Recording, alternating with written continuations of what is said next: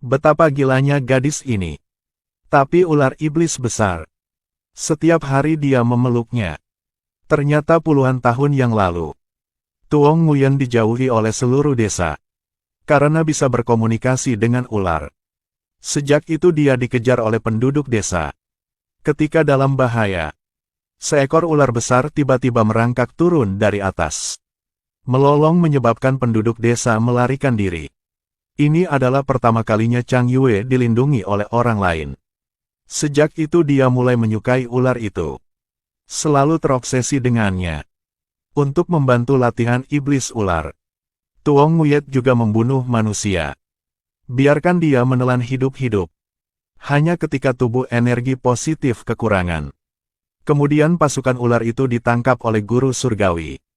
Dia melayani perintah untuk membawa iblis ular ke Gunung Kunlun untuk menyegelnya. Sepanjang jalan, melewati sebuah rumah. Tidak menyangka panci di sebelah terus bergerak.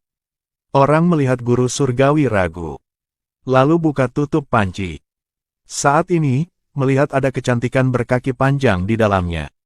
Setelah itu, dia juga mengambil sebotol anggur dan ingin menghibur Zhang Tianxi. Namun, pada hari-hari biasa, dia terbiasa menjadi vegetarian dan tidak menyukai anggur dan daging. Itu segera mengungkap identitas iblis dari kedua pria itu. Mereka melihat bahwa dia tidak minum anggur yang diundang tetapi mau dihukum. Jadi mulai menyerang. Siapa sangka ternyata keduanya bukan lawan. Belum lama ini disematkan ke dinding. Malaikat buru-buru melepaskan ikatan gadis di dalam pot. Jangan takut, saya akan menyelamatkanmu. Tanpa diduga sambil memegang tangan master. Gadis itu melakukan sihir lagi. Lalu mencuri bel peneleponnya. Satu bonus tendangan ekstra. Selanjutnya dia pergi ke sisi Raja Ular. Setelah satu pukulan, gadis itu segera menarik jimat itu ke bawah. Raja Ular secara bertahap mendapatkan kembali akal sehatnya. Begitu liar menyerang guru surgawi. Dia tahu dia tidak akan melawan. Jadi langsung kabur. Dengan suara guntur, Raja Ular berubah menjadi ular raksasa. Lalu membawa gadis itu pergi. Guru surgawi ditendang keluar dari pintu tuannya oleh tuannya. Untuk melepaskan Raja Ular. Satu saat Si Luyen berkultivasi menjadi ular sanca. Maka dunia akan mengalami bencana yang mengerikan. Menebus kesalahan dan menyelamatkan makhluk hidup. Zhang Tianxi segera bersumpah pada tuannya itu. Dia pasti akan menghancurkan Si Luyen. Guru harus memberikan pil semangat kebangkitan. Harap bisa menyelamatkan nyawa seorang murid dalam keadaan darurat. Zhang Tianxi mulai menjalankan misi. Temukan jejak pasukan ular di mana-mana. 10 tahun telah berlalu dalam sekejap mata. Dia melewati sebuah kota dengan tubuh lelah. Saya tiba-tiba menemukan bahwa bumi penuh dengan uang neraka. Menemukan bahwa sesuatu yang aneh terjadi di kota. Ada orang yang menunggu orang di kuburan lalu menembak. Jadi tidak ada seorang pun di kota yang berani menguburkan orang mati. Selain itu, mereka yang bertemu dengan hitam dan putih adalah tidak kekal. Mereka semua kehilangan nyawa mereka pada akhirnya. Setelah mendengarkannya, Zhang merasa ada yang tidak beres. Dia segera pergi ke kuburan. Memang, melihat bahwa ketidakkekalan mengejar dan membunuh 3 penggali kubur. Zhang bermaksud untuk membantu. Kemudian seorang remaja muda tiba-tiba bergegas. Pukulan pedang pertama Tien Giasan, aku di sini Eng He Pungnat. Lalu dia mulai mengayunkan pedangnya ke arah ketidakkekalan putih. Tidak hanya lepaskan lapisan kamuflase, tetapi juga membuatnya menjadi orang miskin. Ketidakkekalan kulit putih sangat ketakutan sehingga dia panik dan memohon untuk hidupnya. Dan setuju untuk membawa Pungnat menemui ketidakkekalan hitam dan putih. Saat menarik tangannya, dia menggunakan perlindungan jiwa. Lalu menendang Pungnat. Putih tidak kekal tersenyum mahal. Tidak menyangka dia begitu bahagia begitu cepat. Begitu saja, Zhang menancapkan pedangnya ke lehernya tanpa mengambil tindakan pencegahan apapun. Siapa yang mengajar penjaga jiwa? Cepat omong. Ketidakkekalan putih mengakui bahwa itu diajarkan oleh gurunya, Raja Abadi Si Luyen. Master Zhang dengan cepat bertanya di mana Si Luyan berada. Dia bersiap untuk menjawab. Kemudian membakarnya menjadi abu. Semuanya dikendalikan oleh iblis ular. Di sampingnya, Tuong Nguyat sudah membenci pembunuhan. Menyarankan dia untuk berhenti di sini. Lu Pungnat adalah tubuh positif yang langka. Selama belum memiliki dia, maka aku sama sekali tidak berhenti. Saat ini, ular iblis ini telah ditangkap. Satu anak di gua. Dia memerintahkan Tuong Nguyat untuk memikirkan cara untuk bawa Pungnat ke situ. Sampai saat itu makan saja. Maka dia bisa berkultivasi menjadi manusia dan bersamanya selamanya. Tengah malam pada saat istirahat ular iblis, Tuong Nguyat diam-diam melepaskan ikatan anak itu.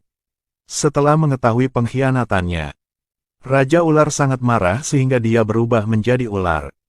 Langsung pukul Tuong Nguyat. Lalu menelan anak itu. Dan memperingatkan bahwa jika ada waktu berikutnya, dia akan membunuhnya. Di sisi lain karena ingin mencari ular iblis, Master Zhang harus ikut prosesi pemakaman. Dia ingin memancing ketidakkekalan hitam keluar. Bersembunyi di peti mati. Untuk menghindari ketahuan olehnya. Tentu saja, semua orang hanya membawa peti mati ke kuburan. Kemudian aliran udara negatif datang. Pungnat sangat ingin membuat jasa. Jadi menyegel guru surgawi di peti mati. Setelah ketidakkekalan hitam terwujud, dia langsung menyambut pertempuran. Dua orang yang bertarung selamanya tidak bisa memutuskan apakah akan menang atau kalah. Pungnat menemukan kesempatan untuk membuka kedok ketidakkekalan hitam dan putih. Saat ini, baru melihat wajah cantik miring ke samping. Dia tiba-tiba menjadi tergila-gila. Tanpa sadar tersenyum. Tuong Nguyat membunyikan bel panggilan. Pungnat seperti itu dikendalikan.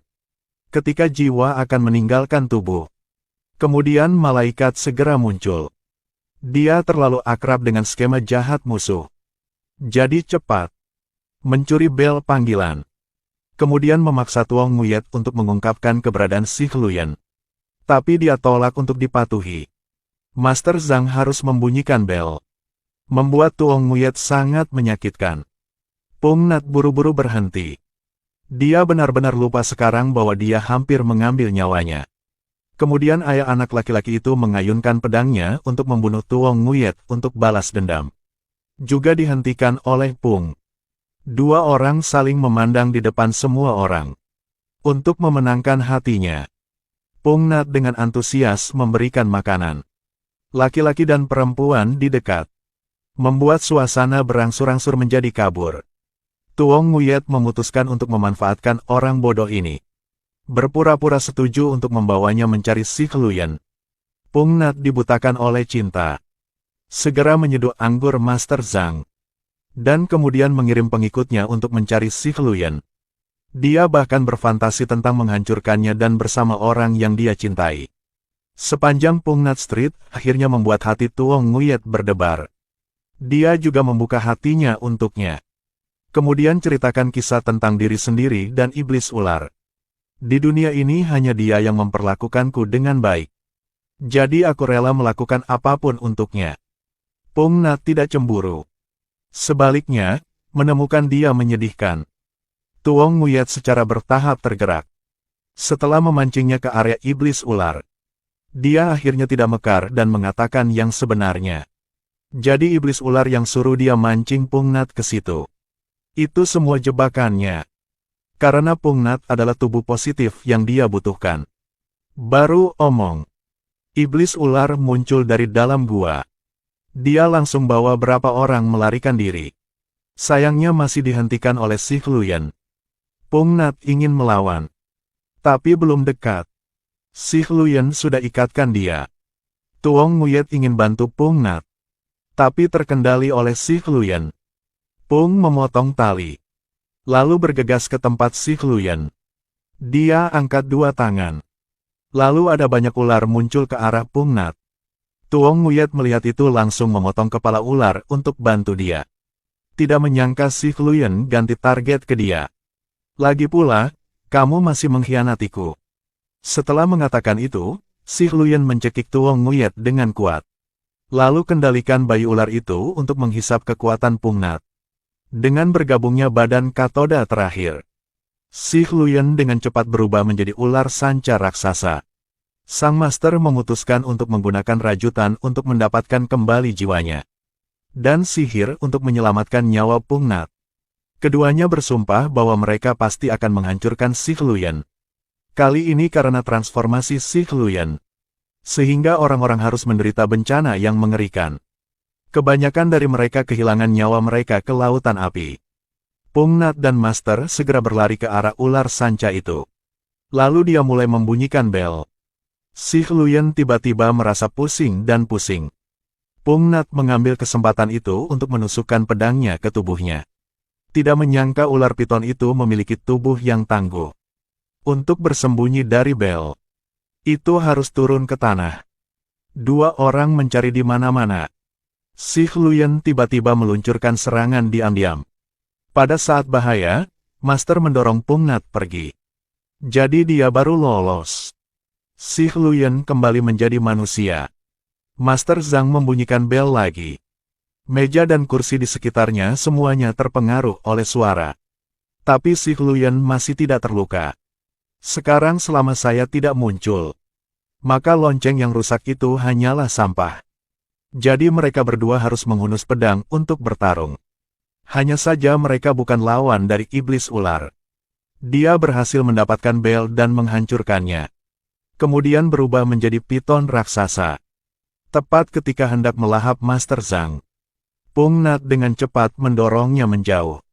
Secara sukarela menjadi makanan bagi iblis ular. Selanjutnya ingin berurusan dengan guru surgawi. Lalu tiba-tiba merasakan sakit yang hebat. Tubuh juga berangsur-angsur berubah karena rasa sakit. Ternyata Pungnat ada di pasukan ular.